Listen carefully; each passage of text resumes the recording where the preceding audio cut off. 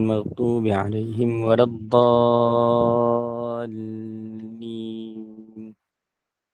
آمين. Amin, amin, amin ya rabbal alamin. Mudah-mudahan kita berada di kuliah ini bersama dengan para malaikat yang bersama memayungi kita berada di halaqah ilmu pada kuliah asar pada petang ini. Diingatkan pada para sahabat jannah yang dikasihi sekalian, diingatkan offkan mikrofon sepanjang kuliah berlangsung. Mudah-mudahan kita dapat mendengar apa yang disampaikan, disyarahkan oleh Al-Fadil Ustaz sebentar lagi. Sekiranya ada ruang dan peluang untuk bertanya soalan, bolehlah diajukan nanti bila dapat kebenaran daripada Al-Fadil Ustaz. Jadi tanpa melengahkan masa majlis, dengan segala sukacita mempersilakan Imam Farid Syari untuk terus menyampaikan syarah kaitan dengan hadis 40 Imam Nawawi. Dipersilakan. Assalamualaikum warahmatullahi wabarakatuh. Alhamdulillah nahmaduhu wa nasta'inuhu wa nastaghfiruh wa nu'minu bihi wa natawakkalu alayhi wa na'udzu billahi min shururi anfusina wa min sayyiati a'malina. Man yahdihillahu fala mudilla lahu wa man yudlil fala hadiya lahu. Asyhadu an la ilaha illallah wahdahu la syarika lahu wa asyhadu anna Muhammadan 'abduhu wa rasuluh. اللهم صل وسلم وبارك على سيدنا محمد وعلى آله وصحبه أجمعين. اللهم ربنا آتنا من لدنك رحمة وعلمنا من لدنك علما. سبحانك لا علم لنا إلا ما علمتنا إنك أنت العليم الحكيم. نوينا التعلم والتعليم والتذكر والتذكير والنفع والانتفاع والإفادة والاستفادة والحث على التمسك بكتاب الله وسنة رسوله والدعاء إلى الهدى والدلالة على الخير ابتغاء وجه الله ورضائه وقربه وثوابه سبحانه. اللهم ألهمنا علما نفقه به أوامرك ونواهيك وارزقنا فهما نعرف به كيف نناجك يا أرحم الراحمين. اللهم إنا نسألك فهم النبيين وحفظ المرسلين وإلهام الملائكة المقربين. اللهم أغننا بالعلم وزينا بالحلم وأكرمنا بالتقوى وجملنا بالعافية يا أرحم الراحمين.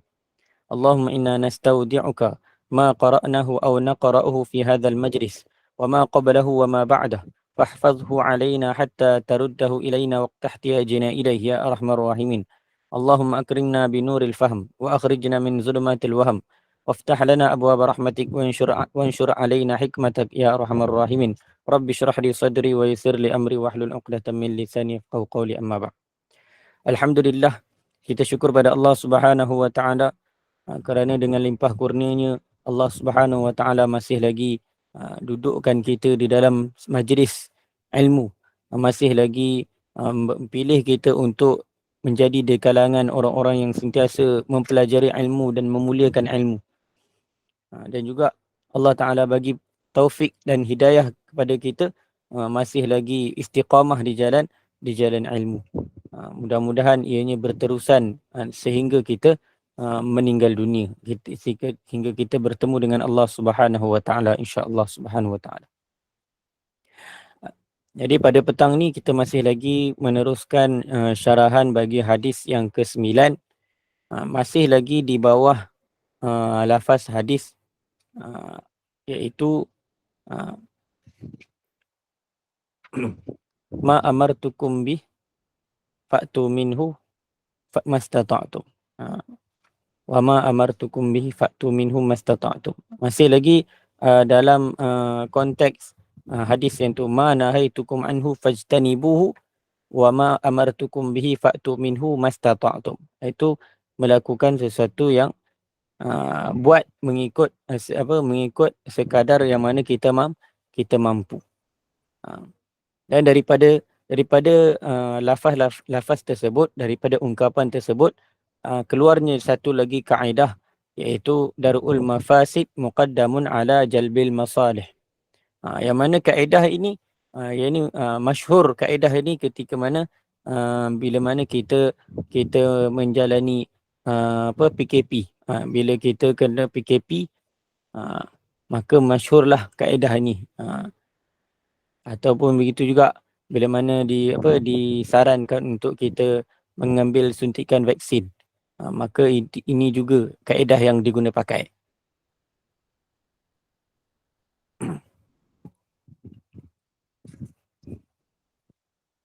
Itu menolak kerosakan didahulukan daripada mendapatkan maslahat. Ini pada awal-awal masa musim COVID melanda, ini yang kita guna pakai kaedah ini. Ini adalah satu kaedah fiqh yang umum yang telah diletakkan oleh para fuqaha berdasarkan istimbat daripada apa yang sememangnya jelas di sisi mereka mengenai kesungguhan syarak dalam memberikan penekanan yang lebih kepada perkara-perkara yang dilarang. Maknanya ada perkara-perkara yang yang dilarang itu diberikan penekanan yang lebih daripada untuk kita melakukan perkara-perkara yang diperintahkan. Maknanya untuk menahan diri daripada perkara yang dilarang itu dia lebih lagi. Maka datanglah kaedah ini, iaitu menolak kerosakan. Darul mafasid, iaitu menolak kerosakan, muqaddamun didahulukan ala di atas jalbi menarik al-masalih, menarik maslahat. Masalih itu ialah jamak kepada maslahah, iaitu sesuatu yang kata kebaikan. Maslahah itu perkara-perkara yang ada padanya kebaikan. Okay. Makna kaedah ini ialah apabila dibentangkan satu masalah dan berlaku pertentangan di antara maslahah, yakni kebaikan, dengan mafsadah. Itu mafasid, itulah jamak kepada mafsadah. Mafsadah ni dia punya lafaz mufrad dia, lafaz singular. Maknanya jamak lafaz plural dia ialah al-mafasid. Atas wazan mafa'il. Itu mafsadah, itu kerosakan. Dalam bila mana berlakunya ada satu masalah dan berlaku pertentangan antara maslahah, iaitu kebaikan, dan mafsadah, kerosakan dalam masalah tersebut. Maknanya dalam satu masalah tu bila ada satu orang kata satu masalah fiqh, maknanya dan kat situ bertentangan, adanya orang kata pro dan kontra lah. Maknanya adanya berlaku pertentangan. Bila mana kita ambil di antara dia ada maslahah, ada pada perkara tersebut, bila buat ada maslahat dia. Tapi kalau begitu juga kalau buat kalau kita tinggalkan maslahat tadi, dia satu benda dia boleh menolak kerosakan. Iaitu jika menghasilkan maslahah itu diutamakan. Maka bila kita menumpukan untuk menghasilkan kebaikan yang pada masalah tersebut, maka ia akan menyebabkan berlakunya kerosakan. Dia akan berlakunya kerosakan. Maknanya keburukan akan bertambah.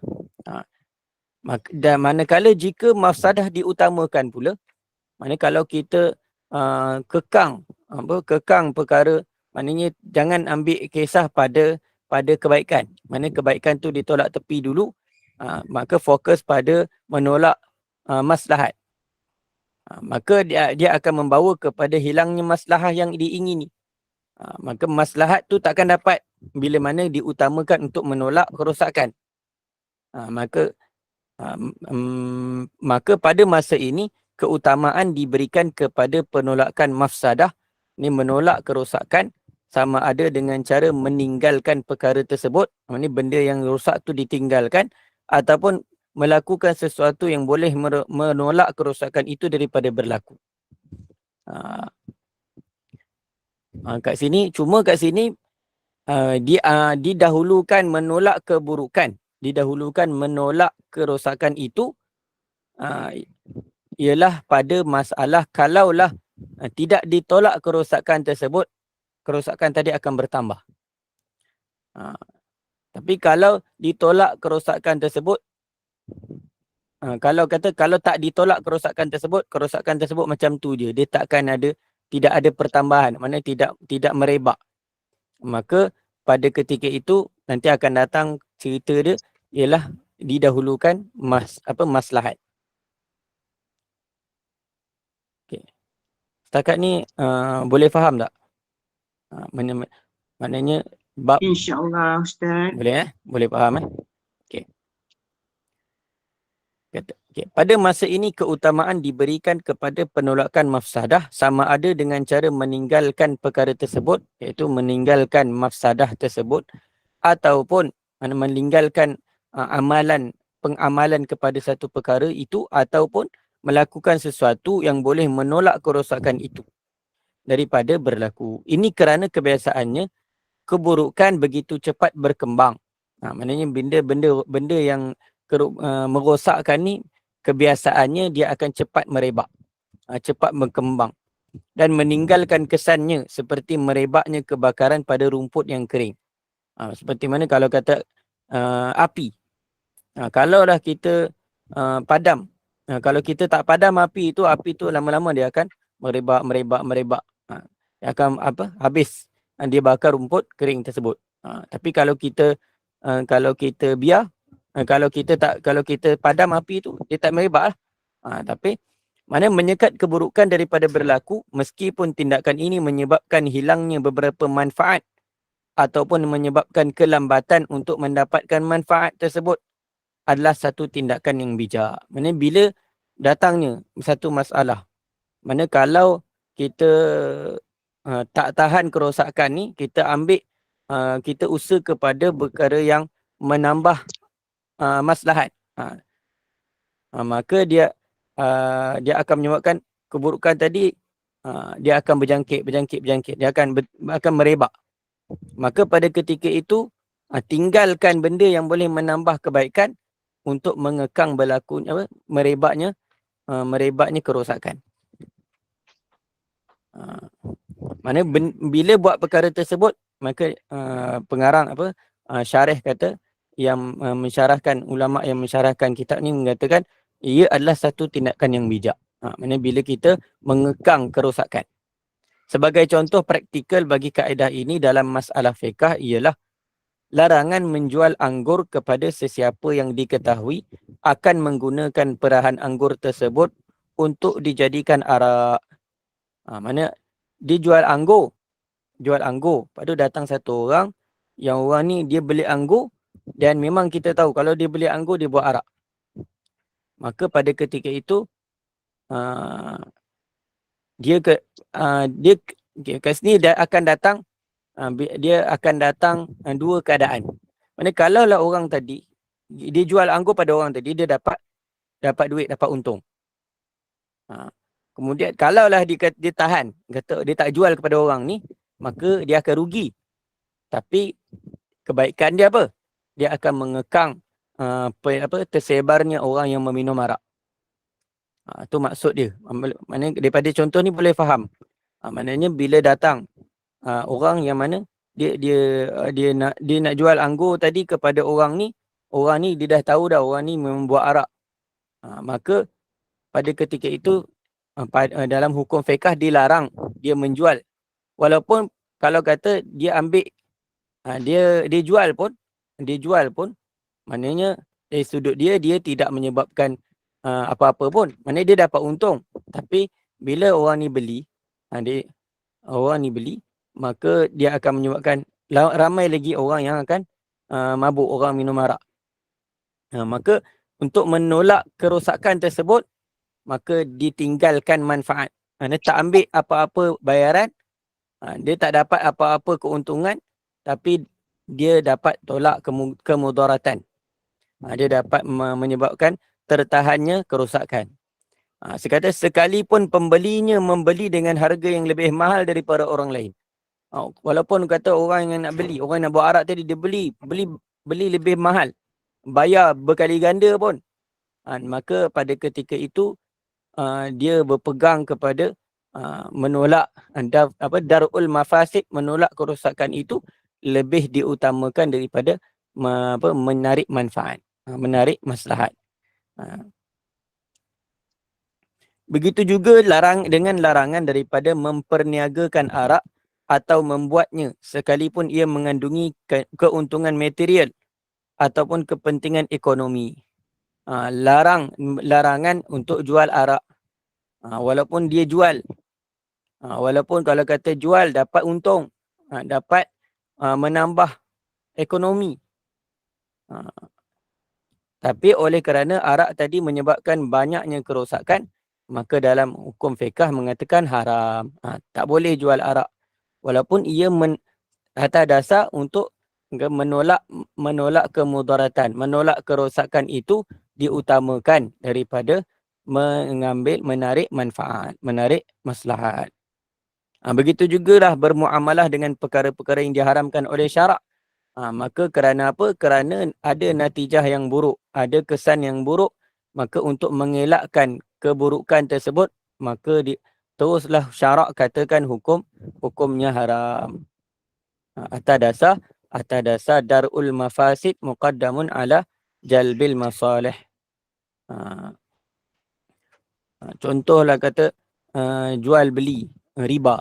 Jual beli riba. Walaupun nampak untung, tapi menyebabkan dia akan menyebabkan bebanan kepada orang-orang yang lain, pada pihak yang lain. Maka sebab itulah hukum dia haram. Tapi cuma pengharaman riba ni jelas oleh Allah Subhanahu Wa Taala. Dalam Al-Quran sebut Allah Ta'ala telah mengharamkan riba.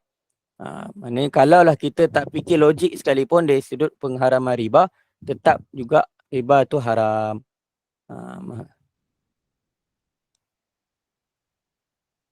Tetap juga riba tu haram dengan sebab perintah Allah. Maknanya kalau kita tak kaji pun sebab apa dia haram pun, bila kata dah ada dalam Quran, maka sebagai kita orang yang beriman, kita kena beriman sahaja. Orang kata dalam sudut, dari sudut apa? Dari sudut ta'abudi.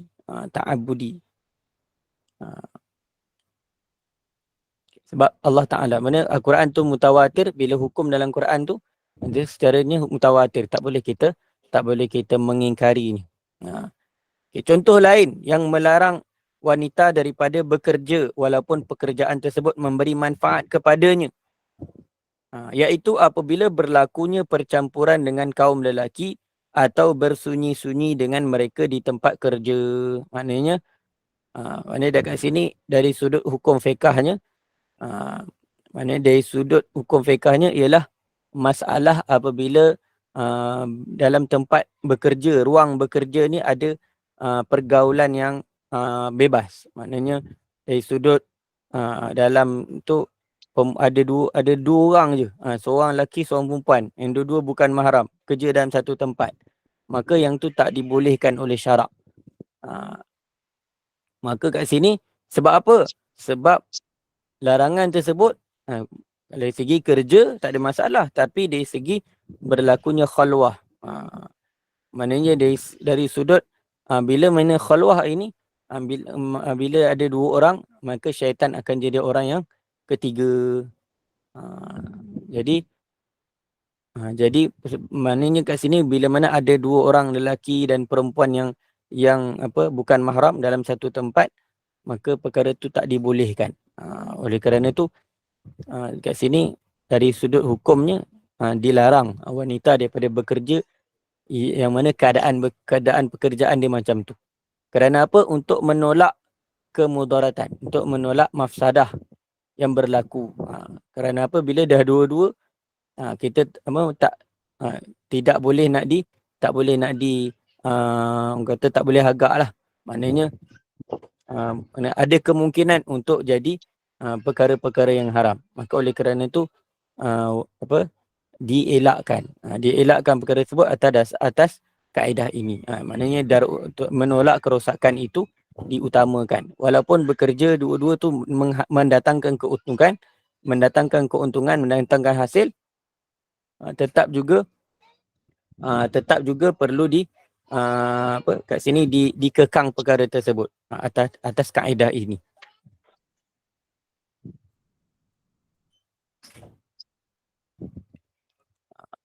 Sebagai menolak keburukan yang biasanya lahir dari pergaulan seumpama itu dan mengelak daripada terjatuh ke dalam kejahatan. Bahkan kaum lelaki juga dilarang daripada melakukan kerja yang seumpama itu. Mana kat sini bukan perempuan je yang dielakkan perkara tersebut, yang jatuh hukum haram kalau berdua-duaan. Bahkan lelaki pun sama juga. Mana kalau tempat kerja dia menyebabkan kena dua orang bekerja yang mana dua-dua bukan mahram, maka perkara tersebut perlu dielakkan. Mana kita ambil atas dasar darul mafasid muqaddamun ala jalbil masalih. Maka carilah pekerjaan yang mana tidak mendatangkan orang kata tidak mendatangkan fitnah. Perlaksanaan kepada kaedah ini dalam masalah cabang yakni furu' terlalu banyak. Mana banyaklah lagi masalah-masalah yang datangnya daripada kaedah ini. Seperti mana dalam masa kita PKP. Sebab apa? Mana kita perlu berkurung dalam rumah, itu adalah perintah daripada kerajaan yang wajib kena ikut. Sebagai apa? Atas dasar itulah menolak kerosakan. Maknanya kalaulah dibiar orang bertebaran, dia akan bertambah lagi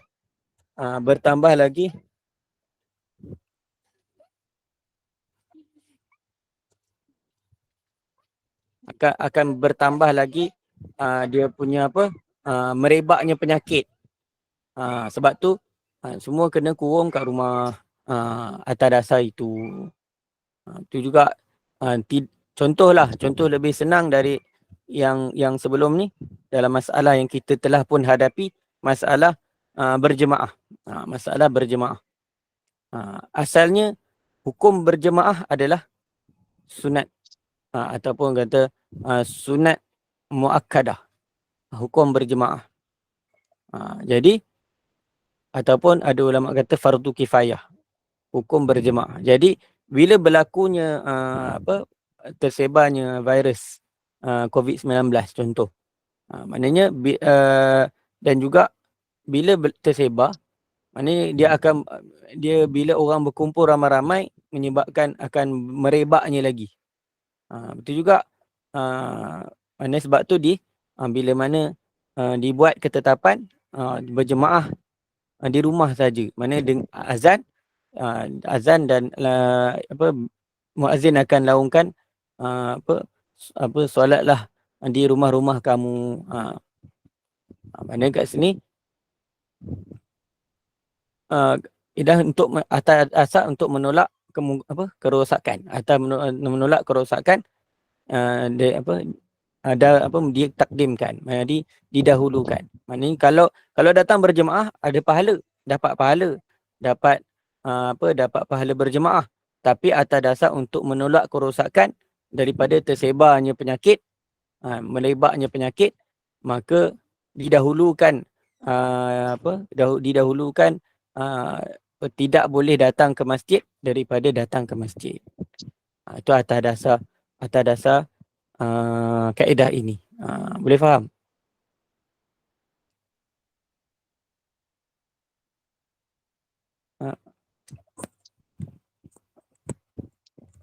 Boleh faham saya punya? Faham Ustaz. Boleh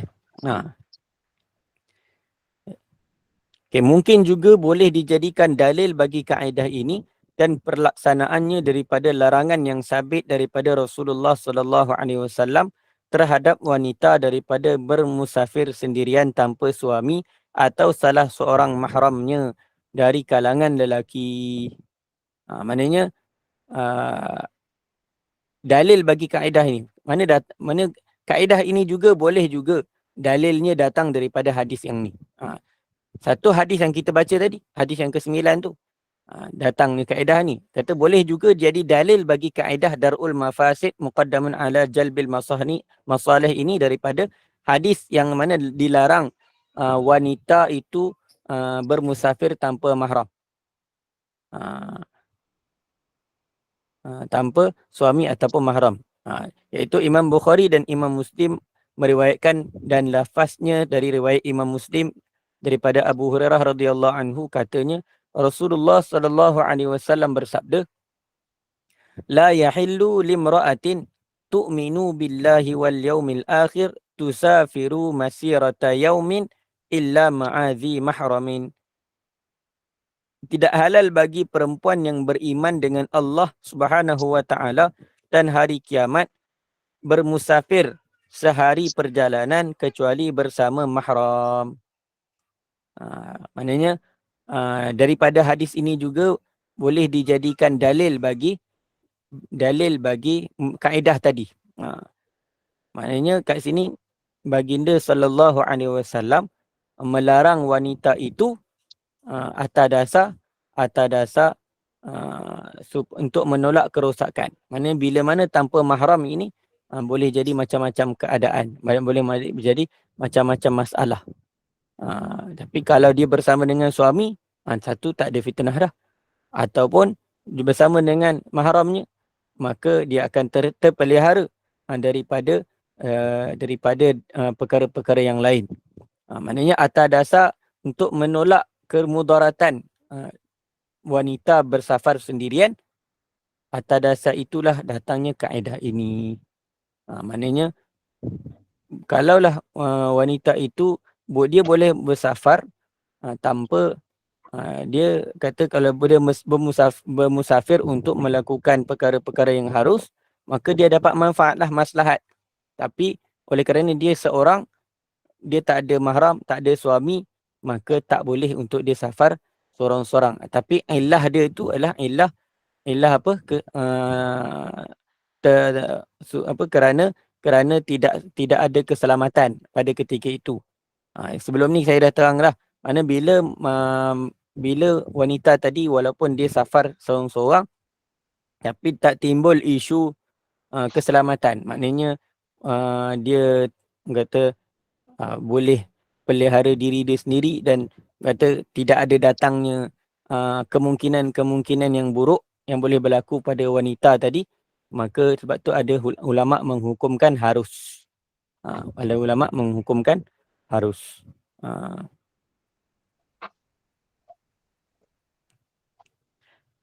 Okey. Mahram, kat sini muhram ataupun mahram ialah lelaki yang diharamkan berkahwin dengan wanita itu untuk selama-lamanya. Maknanya yang dikira mahram ialah maknanya orang yang lelaki, orang lelaki yang wanita tu tak boleh kahwin dengan dia buat selama-lamanya. Itu dipanggil mahram. Itu dipanggil mahram. Maknanya adik-beradik dia ke, ataupun yang ke bawah, anak lelaki, cucu lelaki, yang ke bawah, ataupun adik-beradik lelaki, ataupun ayah, datuk, itu semua mahram. Maknanya yang cuma kalau kata kat sini mahram tu dia ada dua kan, satu mahram muabbad, satu mahram muaqqad. Mahram yang berwaktu dia ada masa. Maknanya selagi mana dia contoh kalau kata ipar, selagi mana dia masih lagi ada hubungan dengan adik-beradik dia, maka dia dikira mahram lah, tapi dia panggil dia mahram muaqqad, masih lagi dikira bukan mahram, masih dikira bukan mahram. Maknanya dia perlu jaga aurat dan sebagainya. Maknanya kata kalau mahram, maknanya kalau dia nak safar mesti kena ada mahram. Maka ini juga adalah boleh dijadikan dalil kepada kaedah yang telah disebutkan pada awal tadi. Perlu diingatkan bahawa i'tibar ataupun dikira adanya maslahat ataupun lahirnya mafsadah itu ialah berdasarkan kebiasaan sangkaan yang kuat. Dan kata ataupun dalam bahasa Arabnya dipanggil ghalib zan. Ghalib zan. Ini sangkaan kuat yang kebiasaannya. Bukannya tak semestinya secara pasti dan yakin. Maknanya kemudaratan itu tak semestinya kemudaratan yang mafsadah yang pasti. Tak semestinya mafsadah yang pasti. Tapi kalau ghalib zan dia akan berlakunya kerosakan, maka dia didahulukan daripada menarik maslahat. Kalaulah benda tu pasti dan yakin, itu lebih-lebih lagi lah. Itu lebih-lebih lagi diutamakan. Tapi keutamaan ni diutamakan menolak manfaat, menolak kemudaratan itu ataupun menolak kerosakan itu, dia tak semestinya secara pasti ataupun tak semestinya secara yakin. Bahkan cukup dengan ghalib zan sahaja. Tapi kalaulah dia hanya syak sahaja ataupun waham sahaja, maknanya 50% ataupun 25% je dia punya keraguan ataupun kerosakan ataupun kerosakan kebinasaan yang disangka tu sangat sedikit. Sangkaan dia bukan sangkaan yang kuat, sangkaan yang lemah. Maka itu tidak diambil kira pada menolak mafsadah. Dilihat berdasarkan kebiasaan yang berlaku, bukan yang jarang berlaku. Bukan yang jarang berlaku. Maksudnya dilihat juga pada kebiasaannya akan berlaku perkara tersebut. Kalau benda tu jarang-jarang berlaku, maka biasanya sangkaan dia tak kuat. Dan bila sangkaan dia tak kuat, maka tidak ditakdimkan. Maksudnya tidak didahulukan ke atas menarik manfaat. Maksudnya dia akan dahulukan menarik maslahat dahulu. Kalaulah sangkaan tadi tak kuat. Sangkaan pada kerosakan tadi tak kuat. Dan dia bukanlah ikut pada benda yang jarang berlaku. Bila jarang berlaku, macam mana kita nak tahu dia kuat tak kuat? Macam mana kita nak boleh sangkaan tadi kuat? Sebab benda tu jarang. Benda tu jarang. Tapi kalau benda tu selalu berlaku. Seperti mana pada awal-awal COVID. Benda tu jarang. Benda tu jarang. Jadi tak dibuat ketetapan untuk darul mafasid. Masih lagi boleh semayang kat masjid. Masih lagi boleh buat macam-macam kerja dan sebagainya. Tidak ada penjarakan dan sebagainya. Tapi bila dah benda tu berulang kali berlaku, maka sangkaan tu kuat. Sangkaan tu kuat. Maka oleh kerana itulah ditetapkan untuk menjaga penjarakan dan sebagainya pada ketika itu.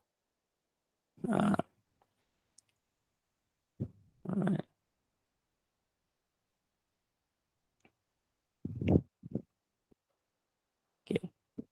Selagi mana sesuatu perbuatan itu pada kebiasaannya menimbulkan kerosakan, maka ia ditegah. Maknanya selama mana kalau benda tu kalau buat macam ni, mesti akan berlaku macam ni. Ataupun kebiasaannya akan berlaku macam ni. Maka kebiasaannya menimbulkan kerosakan. Maka perkara tersebut ditegah awal-awal. Meskipun kita tidak memiliki dalil yang putus terhadapnya. Walaupun perkara tersebut tak yakin. Bukanlah sampai tahap yakin. Bila berlaku macam ni, dia mesti akan menyebabkan wajib berlaku macam ni. Mesti pasti berlaku macam ni. Tak. Ataupun kalau kata dia benda ni, kalau buat benda ni, kita tak tahu dia punya keputusan dia. Maka yang tu kita tak bolehlah ambil kira benda tersebut sebagai satu perkara untuk menolak satu point, satu sebab untuk menolak kemudaratan, menolak kerosakan. Begitu juga kata satu perbuatan itu kebiasaannya boleh menimbulkan kebinasaan sekalipun perbuatan tersebut telah dilakukan beberapa kali tanpa menimbulkan apa-apa keburukan, maka ia tetap ditegah. Maknanya kalaulah satu benda yang mana benda tu kebiasaan benda tu kebiasaannya menimbulkan kerosakan. Maka ia ditegah sekalipun kata kita tak ada dalil yang pasti untuk mengatakan perkara tersebut bila buat macam ni akan berlaku macam ni. Tapi oleh kerana kebiasaan berlaku kerosakan tersebut adalah satu perkara yang biasa berlaku, maka ulama' syarak boleh mendatangkan hukum tegahan, menegah perkara tersebut. Dan juga begitu juga apabila sesuatu perbuatan itu kebiasaannya boleh menimbulkan kebinasaan. Mana benda tu memang pasti benda tu bila buat macam ni akan menyebabkan binasa. Maka ianya tetap ditegah walaupun bila lakukan beberapa kali tanpa berlaku apa-apa. Bila buat kata benda ni kalau buat memang akan timbulkan kemudaratan, timbulkan kebinasaan. Tapi bila dibuat yang oleh orang lain, dianya tidak berlaku apa-apa.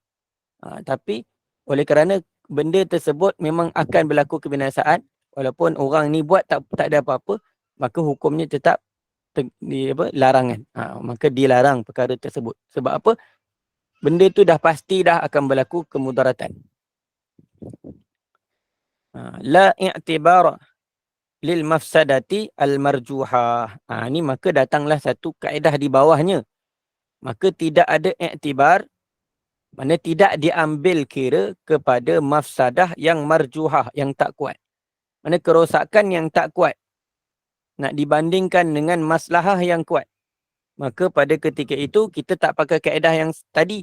Kita akan mendahulukan menarik manfaat atau menarik maslahat daripada menolak kemudaratan. Kata di sana terdapat perbuatan-perbuatan yang mengandungi secebis keburukan mafsadah. Maksudnya ada keburukan tapi sikit sangat. Ataupun ada kemudaratan dia tapi sangat sedikit. Kata peratusannya sikit sangat kalau nak dibandingkan mendapat manfaat. Tetapi ianya menghasilkan maslahah yang jelas mengatasi keburukan. Mana kalau buat, dia punya manfaat dia lebih banyak daripada keburukan. Manfaat dia lebih banyak daripada keburukan.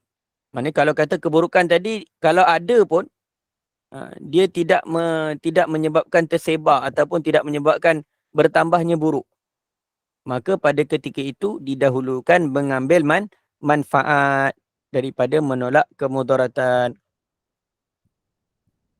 Oleh itu diharuskan perbuatan itu atau diwajibkan berdasarkan kepada maslahah yang diutamakan itu tanpa melihat kepada keburukan. Dah kalau kata maslahatnya lebih banyak daripada mafsadah, maka didahulukan maslahah. Didahulukan maslahah.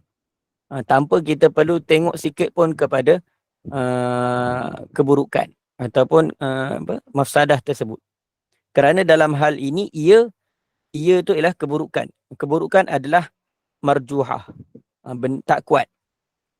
Mana contoh dia kat sini, di antara contohnya ialah masalah orang kena kencing manis.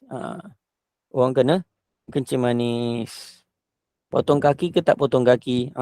Kita harus memotong anggota tubuh yang sakit, di mana dengan memotongnya dapat menjaga nyawa mukallaf. Contoh dia sakit, ada dia punya kaki dia tadi dah teruk dah. Kaki dia dah teruk dah, kena kencing manis, kritikal. Mana di kaki dia tu dah jadi buruk. Jadi tak dapat tidak kena potong. Sebab apa? Kalau tak potong, dia akan bertambah lagi, dia akan merebak.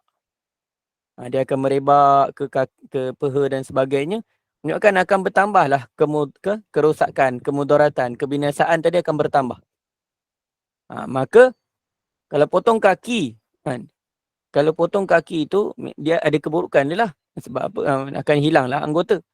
Tapi dengan potong tadi akan menyebabkan nyawa akan bertambah, nyawa tadi akan kekal. Mana nyawa tadi masih lagi ada. Maknanya nyawa tadi akan tak panjang lah sikit. Tapi kalau biar lama-lama habis satu badan, tak berlakunya kegagalan organ, maka dia akan menyebabkan kerosakan yang besar.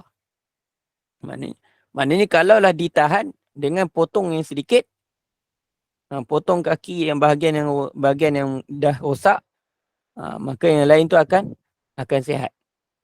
Tapi kalaulah yang rosak tadi tak nak potong, menyebabkan dia akan tersebarnya kerosakan tadi sampailah satu badan. Maka harus memotong anggota tubuh yang sakit, di mana dengan memotongnya dapat menjaga nyawa mukallaf. Begitu juga berbohong dengan tujuan untuk memperdamaikan di antara dua orang yang bersengketa. Bohong ni satu perkara yang buruk. Tapi kita kena tengok dia punya maslahat dan mafsadah dia. Mana kat sini cuma kat sini ulama kata, sebenarnya perkara ini dan seumpamanya adalah beramal dengan kaedah mengambil mafsadah yang lebih ringan daripada dua mafsadah dan menghindari mafsadah yang lebih teruk. Mana ada dua perkara yang dua-dua ni buruk. Maka mana satu kita nak ambil? Mana kita ambil keburukan yang lebih ringan.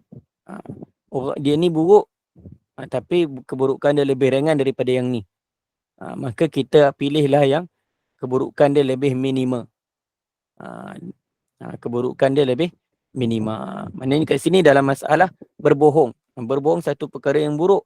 Mana ada dua orang yang sedang bersengketa. Datanglah satu orang tadi, dia menjadi tukang orang tengah yang mendamaikan kedua belah pihak.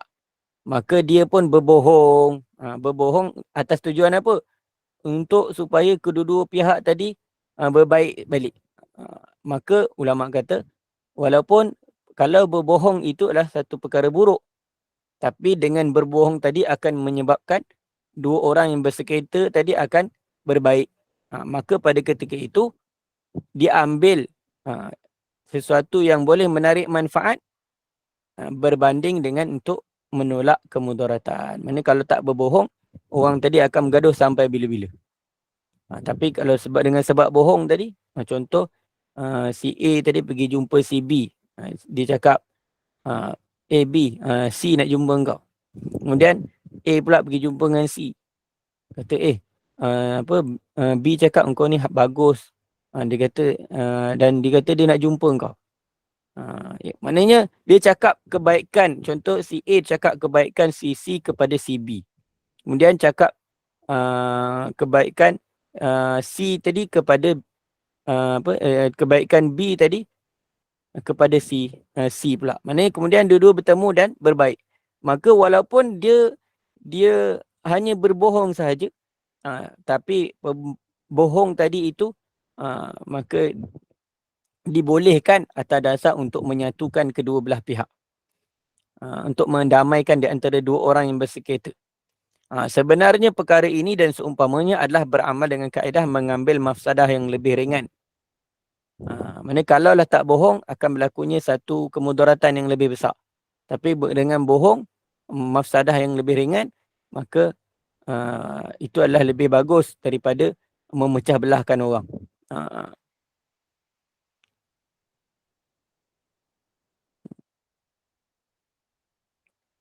Dia kata, dan menghindari mafsadah yang lebih teruk.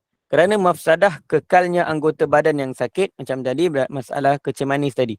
Kata kerosakan kekalnya anggota badan yang sakit tadi, yang kadangkala boleh mengancam nyawa mukallaf itu lebih teruk daripada mafsadah memotong anggota tersebut. Kalau potong kaki, dia kurang sikit, tapi kalau biarkan kaki itu busuk, menyebabkan dia merebak, maka itu menyebabkan mafsadah yang lebih besar. Begitu juga mafsadah berterusannya persengketaan di antara manusia yang kadangkala membawa kepada permusuhan dan kemarahan abadi serta menjatuhkan mereka ke dalam berbagai fitnah adalah lebih teruk daripada bencana dusta yang tidak memberi mudarat kepada sesiapa dan tidak menghilangkan hak seseorang. Kalau dia bohong tu dia tidak ada kesan pada kemudaratan pada sesiapa pun. Bahkan dia akan menyebabkan manfaat pada orang yang dia bohong. Dia akan berbaik dengan orang yang dia gaduh. Dan juga berbohong tadi tidak menghilangkan hak. Dia tidaklah perlu yang ni pergi ambil hak ni daripada sini, ni ambil hak ni daripada sini. Maka berbohong atas dasar untuk mendamaikan itu, walaupun pembohongan itu ada satu perkara yang tak elok, tapi kalau nak dibandingkan dengan persengketaan yang berterusan, boleh menyebabkan berlakunya pergaduhan, boleh menyebabkan berlakunya peperangan. Maka dengan satu kata-kata, walaupun ianya dusta sekalipun, tapi kata-kata tersebut menyatukan kedua-dua orang yang bergaduh, maka itu lebih baik daripada kerosakan yang tadi. Wallahu ta'ala a'lam.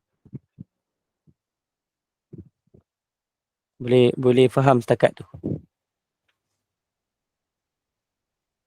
Ada Ustaz nak aju jemaah nak tanya soalan, boleh ke? Boleh insya-Allah. Okey. Kiranya ada soalan, silakan.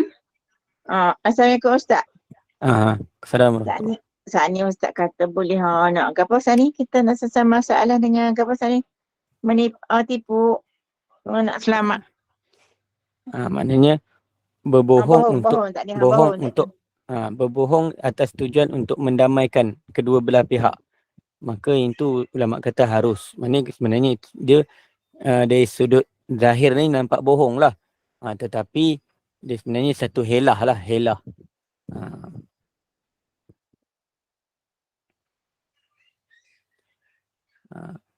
Boleh lah maksudnya dalam selamat keadaan ke?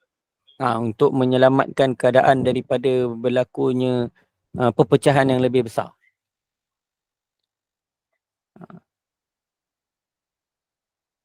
Tapi itu bergantung kepada situasi lah. Bergantung pada situasi. Okey lah semua dalam keluarga lah family kan nak jaga. Maknanya lebih-lebih lagi kalau dalam keluarga lah. Maknanya orang ni duduk ni macam ni. Maknanya kita nak baik, kita cakap macam ni. Orang ni cakap dengan kau, dia puji kau punya ni. Lepas tu orang ni pula, dia jumpa orang ni pula, tadi aku dengar dia puji kau kata kau ni bagus apa semua. Maknanya benda tu untuk membaikkan kedua-dua orang tadi. Maknanya tapi bukanlah kalau kata bohong, satu bohong membatu apikan orang. Yang tu tak boleh lah, haram. Sebab memecah belah kan. Tapi kalau bohong atas dasar untuk menyatukan orang, mendamaikan kedua-dua belah pihak.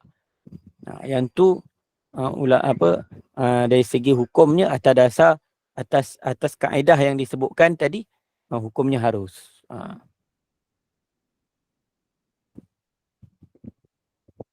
Okey, betul lah. Mana kita nak selamat tu malah pemasak muka dan keluarga dengan berita-berita ni kat kita selamat. Betul. Ya, betul deh. Okey, terima kasih. Ada soalan lain lagi diajukan?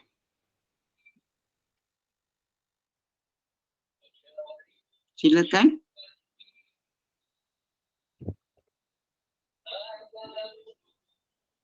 Nampaknya tak ada soalan dah. Ustaz nak berhenti sini dulu ke?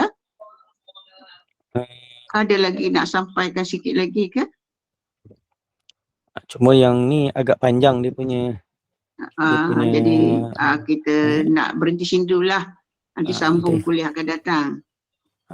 Yang minggu depan panjang sikit lah. Kita sambung lagi hadis yang ke-9 minggu depan lah ya. InsyaAllah. Okay, InsyaAllah. Jadi adakah soalan lagi nak tanya sebelum kita nak tutup kuliah asar kita pada petang ni? Kalau tidak ada soalan nak diajukan, kita tutup kuliah kita pada petang ini. Alhamdulillah, syukur kehadirat Allah Subhanahu Wa Taala. Pada petang ini kita dapat bersama dengan Imam Farid Syari yang bersama kita pada petang ini.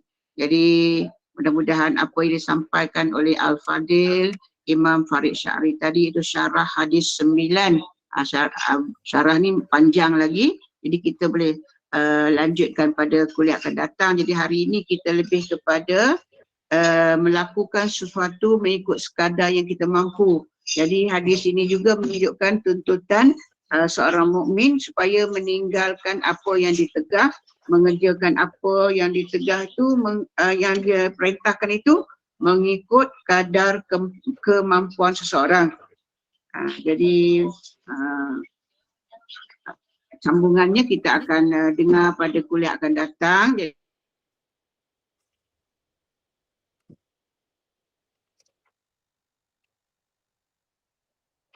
Memberi manfaat dan tingkatkan ilmu kita pada petang ini berkaitan dengan hadis yang ke-9 tadi. Dan kepada tim pengurusan Gema Nur Iman, terima kasih kepada para jemaah juga. Terima kasih kerana sudi mengimarahkan kuliah. Mudah-mudahan kita dalam lindungan dan rahmat Allah Subhanahu Wa Taala. Dan kuliah kita bersambung lagi nanti sebelah maghribnya. Kita akan bersama dengan Yang Amat Arif, Dato' Abbas Nordin pada pukul 8 malam, iaitu kuliah pengajian Tauhid dan 9.15 bersama dengan Major Ustaz Muhammad Naim Haji Ahmad, tadabbur surah pilihan, tajwid dan bacaan surah Al-Mulk. Jadi sekiranya ada ruang dan peluang, teruskanlah mengimarahkan kuliah-kuliah yang telah kita sediakan pada semalam malam nanti. Jadi sebagai penutup kuliah asar kita, dengan segala sukacita dan bangganya, mempersilakan Al-Fadil Imam Farid Syari untuk membaca doa dan seterusnya tasbih kafarah dan menutup kuliah dengan surah Al-As. Dipersilakan. سبحانك اللهم وبحمدك أشهد أن لا إله إلا أنت أستغفرك وأتوب إليك بسم الله الرحمن الرحيم والعصر إن الإنسان لفي خسر إلا الذين آمنوا وعملوا الصالحات وتواصوا بالحق وتواصوا بالصبر السلام عليكم ورحمة الله وبركاته. Assalamualaikum Ustaz. Terima kasih. Sama.